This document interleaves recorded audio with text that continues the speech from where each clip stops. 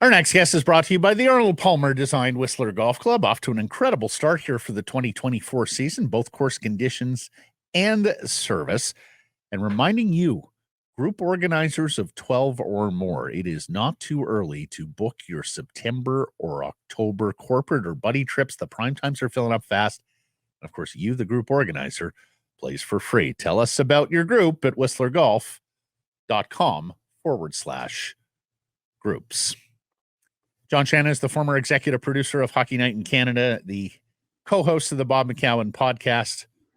And I'm just so pleased he's back this week, Blake, after our debate last week. He accepted the invitation. Yes. You, John, and I do mean good to see you today back on the show. Thank you, sir. Nice. Guys, life is a roller coaster. Right.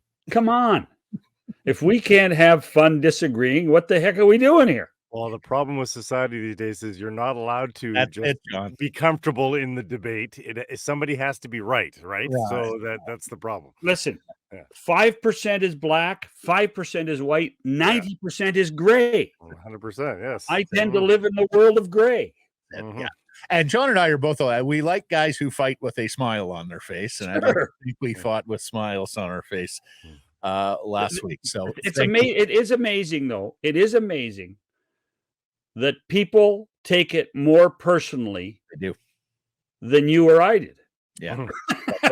Well, you called it. You said as soon as we were done that, he said, well, my number will be up on your clips this week. Oh, yeah. And sure. Back at it. Sure. And so let's disagree about something, Matt. Yeah, let's find something. We got to find one here. We're going to start with a Canucks topic here, but then we're going to pivot to broadcasting because there's a couple of interesting developments there right in your wheelhouse that have cropped up since last week. First of all, asking on the poll question, beyond Jake DeBrusk, who, of course, is the belle of the ball here, your favorite Canucks free agent signing, Desharnais, Forbert, Heinen, Sherwood. Which one of those guys and why, John? Well, I'll tell you what, I'm debating between Heinen, because he's a local kid, right? I think it's really important to have local content. I think that every one of these kids will tell you that, as a child, they loved watching the Canucks. They've always dreamed about playing for the Canucks. But I do have a special spot for Vinny Desharnais. I think that in watching him the last 18 months, watch him grow as a hockey player, get to the point where he understood how to use his big body. He was effective for the most part, most of the season on the penalty kill. I think Desharnais fits in with that, those giant bodies on the back end the Canucks have, and will become a fan favorite. And not that Heinen won't or the others won't, but people will learn to love the way Desharnais plays the game. And he's fun. He's approachable. He'll always have a smile on his face. Do you think he's still sculptable at this age? Do you think he's still a ball of clay a little bit because of his late bloomer?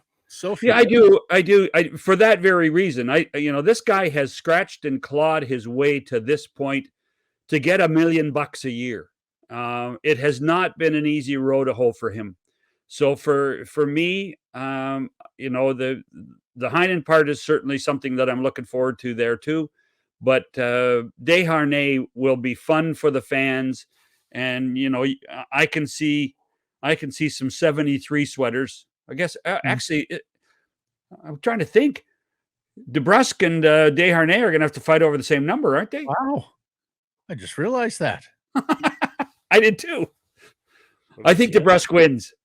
Yeah, probably. Let's see. Has anybody been assigned numbers on the Canucks website? Yeah, DeBrusk is not showing a number. And Desharnais is not showing a number. That'll be very visible on social media when that happens. Well, let's have a fight over that. Who should get 73? Wow, I think DeBrusk should pay Desharnais for it, right? Fight for it. Take all that money.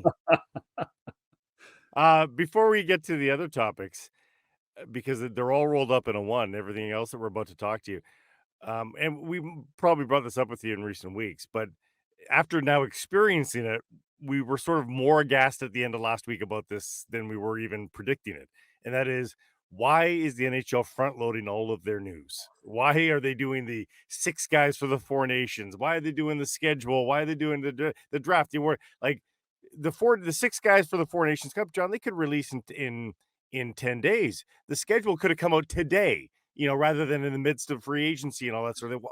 Why do they want to just dump everything on us rather than, stay in the news for weeks? I don't have an official answer. I just think that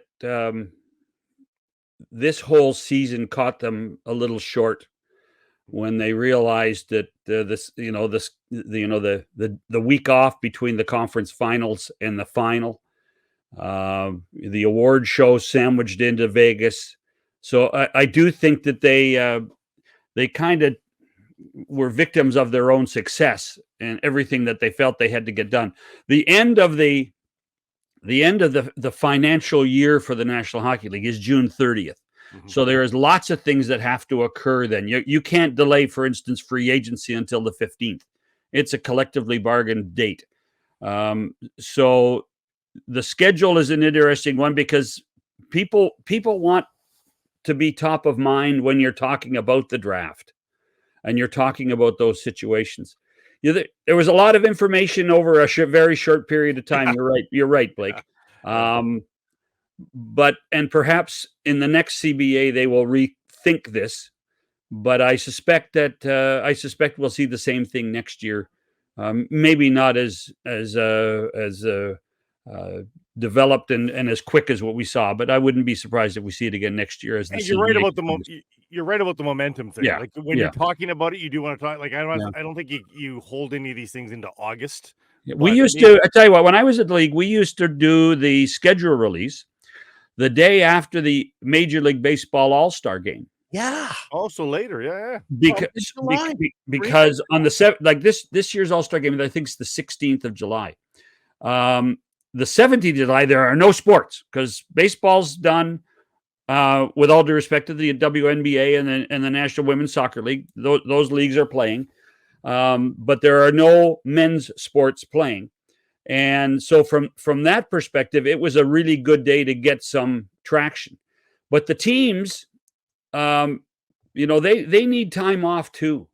They need to, regenerate batteries. So I think that there's a real thought that, we'll send a lot of content to everybody while we're all still working.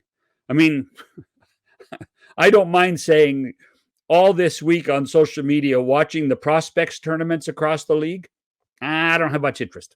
No.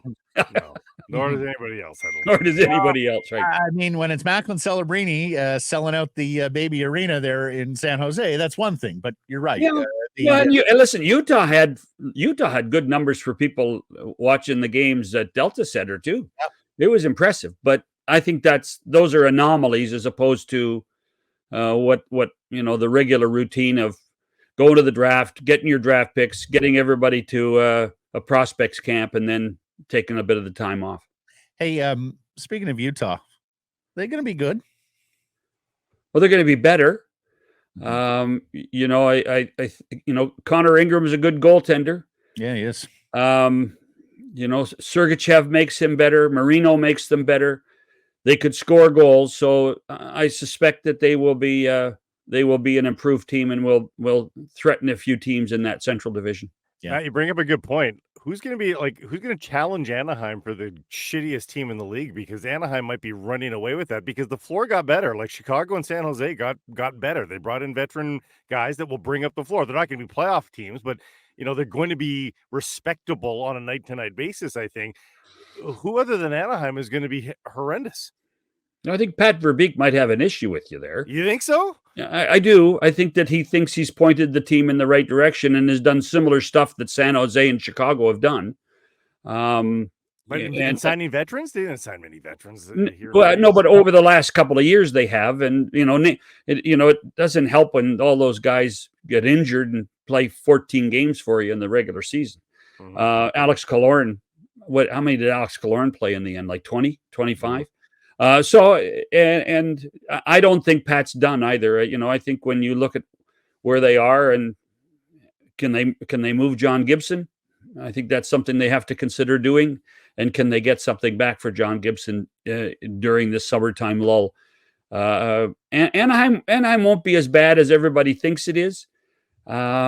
They're not going to be great, but San Jose, Anaheim, Chicago aren't making the playoffs yet. So James Hagan's worth being crappy for, by the way. So it's probably not a bad idea for Anaheim. The presumptive first overall pick in the 2025 NHL entry draft. The big American center. Well, let's talk about 26 and talk about young McKenna too. Okay, he'll be at a prospect camp next year, John. So you're eager to tune in, I'm sure.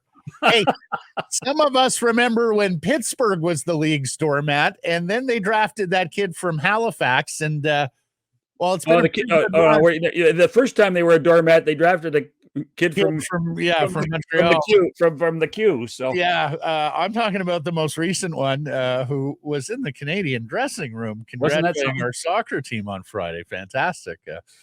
And there's word today from Rob Rossi of The Athletic, John, that Sidney Crosby is closing in on a contract extension with the Pens that would make him a Penguin for life. He's got the 1 year left on his current deal, so he's eligible to sign the extension.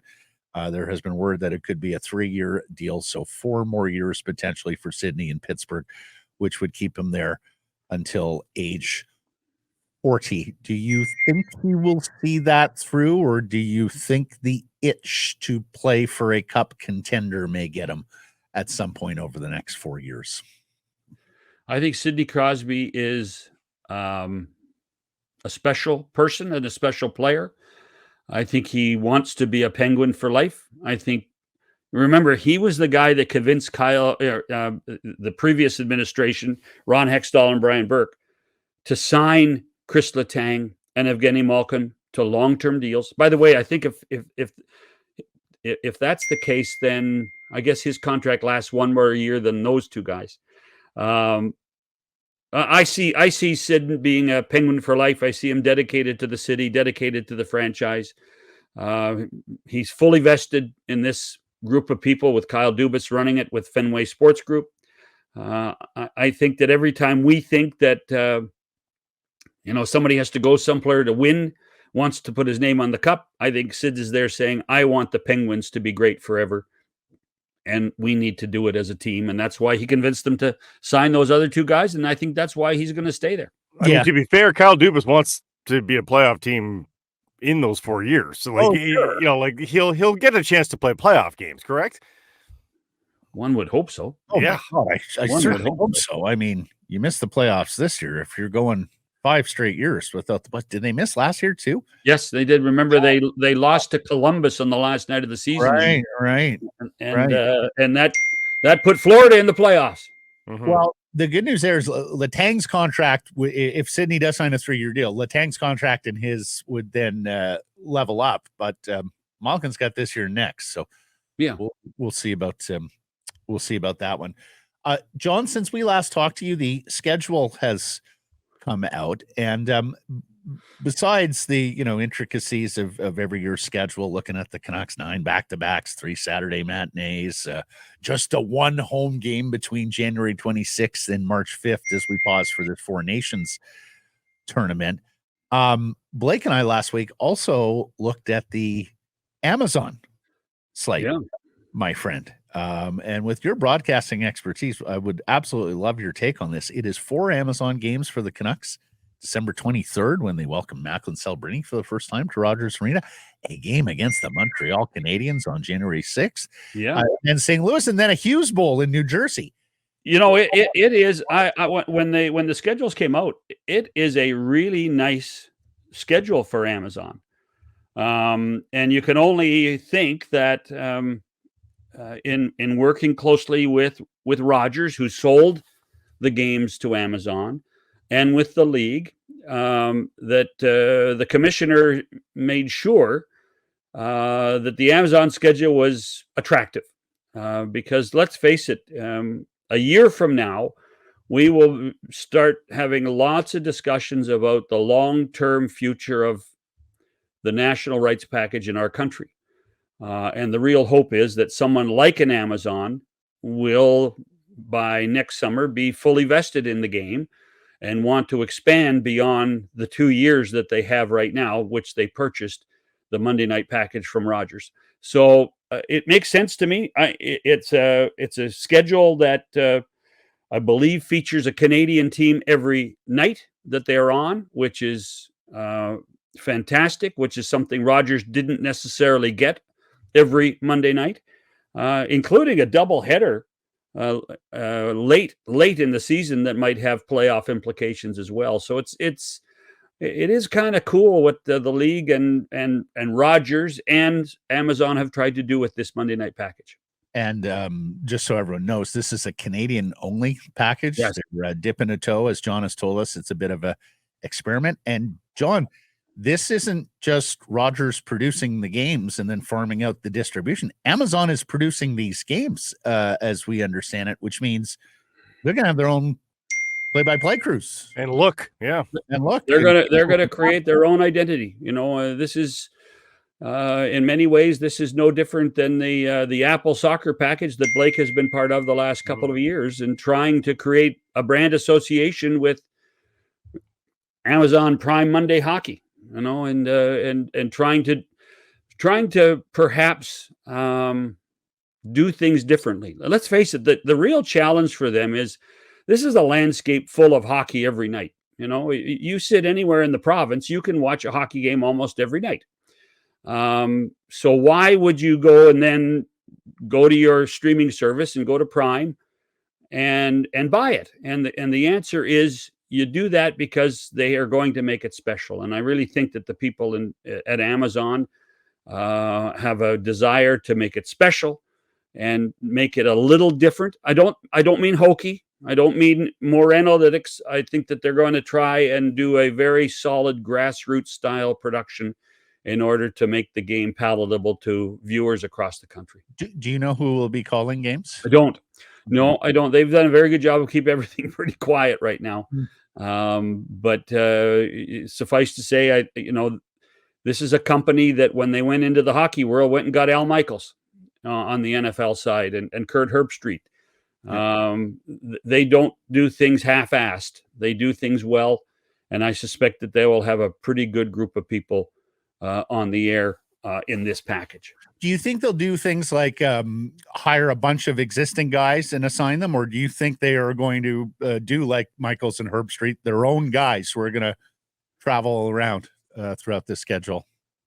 Oh, no, I think that they're going to try to create an identity with this group of people that become known as the Amazon Prime Monday Night Hockey, broadcast team.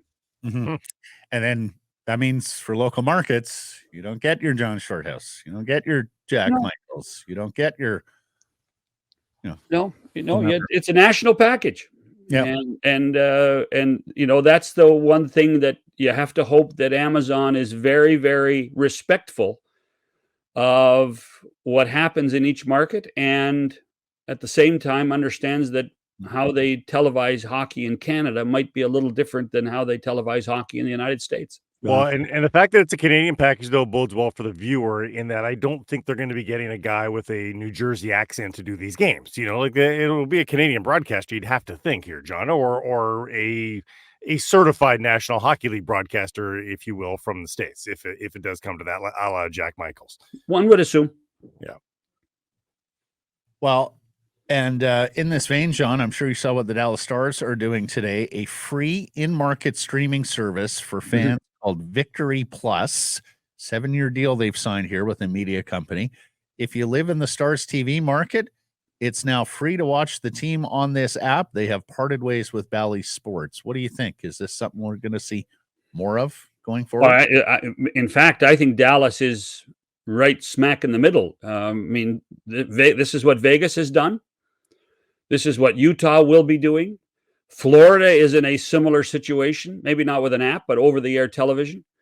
This is back to the future, boys, where you used to, on Wednesday nights in Vancouver, you used to turn on BCTV and watch the Canucks, and you felt you didn't have to pay for it. So that's exactly what's happening in this situation. The bankruptcy issues that Bally, and really the company is the Sinclair Group and Diamond Sports have, are not going away. Everything keeps getting delayed in bankruptcy court. And to the point where teams are saying we better do something. We better get it done now because we need to be ready for October. I still can't believe there's not. I can't believe there's not a cover charge though. Like I can't believe that it's free. Like and it's probably the right thing to do, and it keeps the brand very healthy. But I just cannot believe that they didn't try to grab money out of it. Yeah, well, I think you have to walk before you run, Blake. I mean, there's gonna be lots of commercials, and who knows what year 2, year 3, year 4 are going to be like at that point. Let's get on the air. Let's prove the product. Let's make sure the technology works so people can't phone and demand their money back. Because if they haven't paid, they can't get their money back. And then you integrate it in with everything that's going on in your arena. That it just makes sense early on to do it this way. It's Vegas did okay with their deal with Script Sports, and they have an over-the-air app as well, an over-the-top. Yeah, they have an over-the-air partner as well. This, my understanding, is purely just the app, right? This is purely streaming. It's digital. Yeah.